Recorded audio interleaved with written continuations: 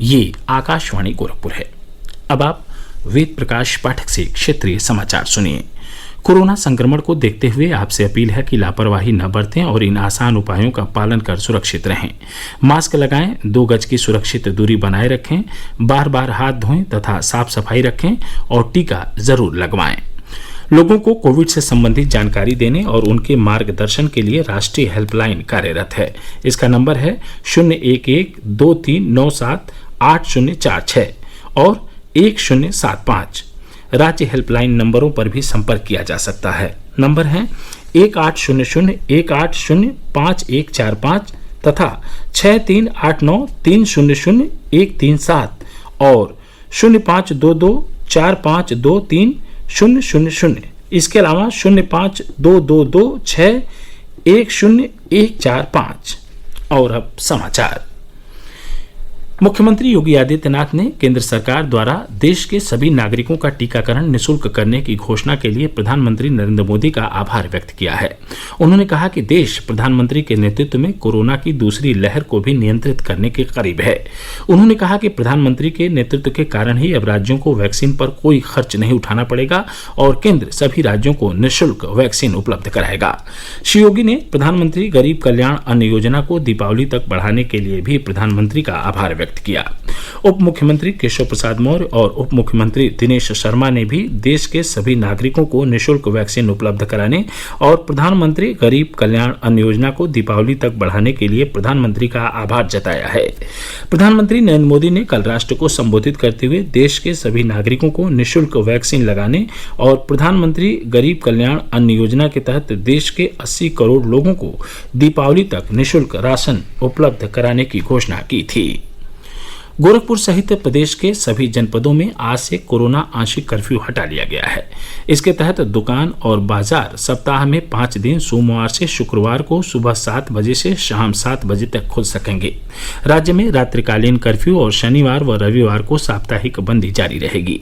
गोरखपुर के जिलाधिकारी ने इस संबंध में विस्तृत दिशा निर्देश जारी कर कहा कि दुकानों पर दुकानदार और स्टाफ को मास्क लगाना, 2 गज की सुरक्षित दूरी बनाए रखना और सैनिटाइजर की व्यवस्था करना अनिवार्य होगा। कोविड कार्यों से जुड़े अग्रिम पंक्ति के सरकारी विभागों में कर्मचारियों की पूर्ण उपस्थिति रहेगी, जबकि अन्य सरकारी कार्यालय 50% कर्मचारियों की क्षमता के साथ खुलेंगे। शेष 50% कर्मचारी रोस्टर के अनुसार घर से कार्य करेंगे। सभी स्कूल, कॉलेज, कोचिंग, शिक्षण संस्थान, cinema, gym, swimming pool, club और शॉपिंग मॉल बंद रहेंगे। रेस्टोरेंट से केवल होम डिलीवरी की अनुमति होगी। हाईवे और एक्सप्रेस वे के किनारे ढाबे और ठेले खोमचे वालों को अपनी दुकानें खोलने की अनुमति होगी। कंटेनमेंट जोन के बाहर धर्मस्थलों में एक बार में केवल 5 श्रद्धालु ही प्रवेश कर सकेंगे। परिवहन निगम की बसों में सीट क्षमता से अधिक यात्रियों को चलने की अनुमति नहीं होगी। शादी समारोह में अधिकतम 25 लोग शामिल हो सकेंगे।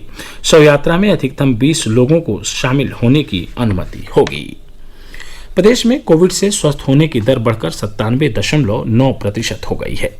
राज्य में कल संक्रमण दर 0.3% दर्ज की गई। प्रदेश में कोविड मरीजों की संख्या घटकर 14,067 रह गई है। पिछले 24 घंटों के दौरान 797 लोगों में कोरोना संक्रमण की पुष्टि हुई है, जबकि इस दौरान 2,226 लोग स्वस्थ हुए हैं। प्रदेश में कल 2,84,911 कोविड नमूनों की जांच की गई।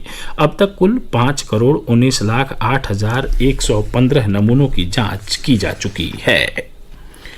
प्रदेश में कोविड टीकाकरण का कार्य तेजी के साथ जारी है। अब तक कुल 2,07,11,683 कोविड टीके लगाए जा चुके हैं।